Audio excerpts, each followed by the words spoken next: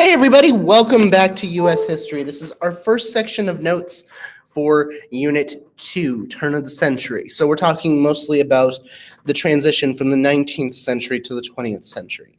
So go ahead and get your notes out, however you wish to fill those out, and let's get started. So today we're talking about big business, and this is a huge thing in this unit. We'll talk a lot about the rise of wealth and changes in the United States and the rise of the true upper class during the 20th century. So when we get started, we of course have to talk about American capitalism, or a free market system. So what is that? Well, it's an economy that runs freely without government intervention.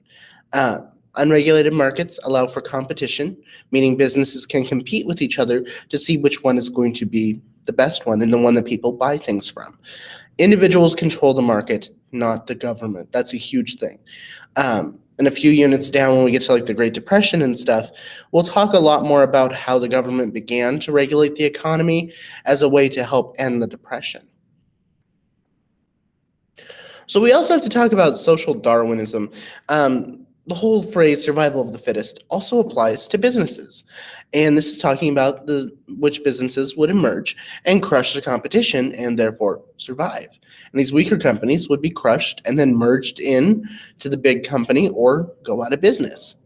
It allowed for a new definition of success in which anyone could be successful. As long as you put in hard work and were willing to make some shrewd investments, you could make a lot of money really quickly. And we see that with some of the more prominent figures from this era that we'll talk about, I believe, today. So on top of this, the power of these companies was very much in the hands of the few, and fewer people began to control more and more of the economy, and began to develop what was known as a monopoly, or total control of an industry. This also happens when a company buys out its competitors. This can be best exemplified by people like Rockefeller and Carnegie, who respectively had control over oil and steel. They completely controlled those industries and had a monopoly. Now, there was a couple ways to get around the whole idea of truly establishing a monopoly, which is technically illegal, and that is through the use of a holding company, in which you do nothing but buy stock in other companies. You're not directly involved. And buying enough stock to the point where you own 51% of the company, because then you own more than half and you are now in control of the business. Some great examples of this are like Berkshire Hathaway, Bank of America, and Citigroup, just to name a couple of examples. All right. So an era of big business.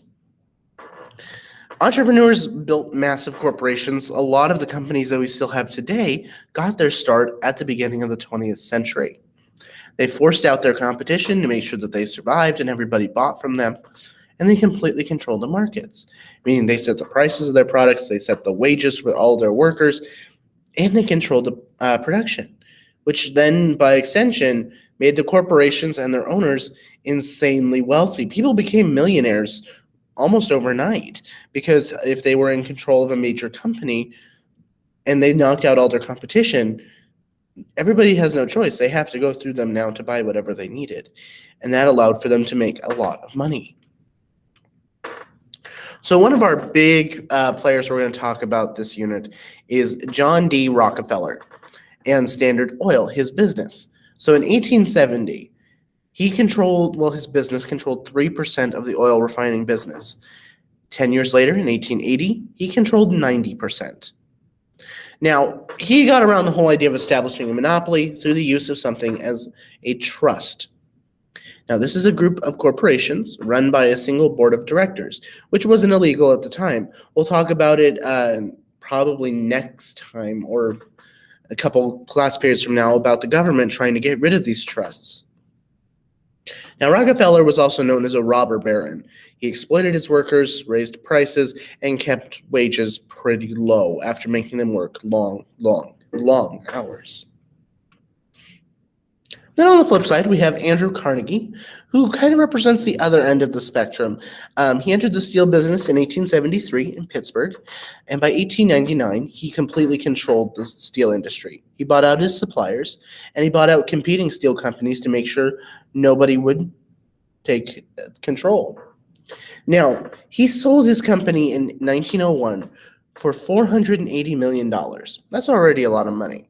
But convert that to today's value is about 13.6 billion today. Something interesting to note, when he died, a majority of his wealth was donated to charity.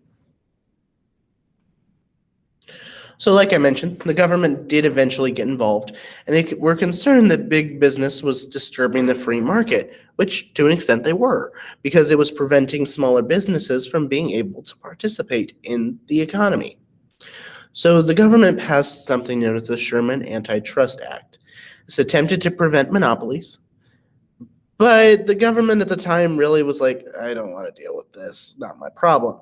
So they didn't enforce it, and it was not very successful. Now, we'll see it eventually be applied successfully once Teddy Roosevelt took office, but we're still a little bit of ways away from that. All right, that's it for notes. I'll see y'all next time. Bye, everyone.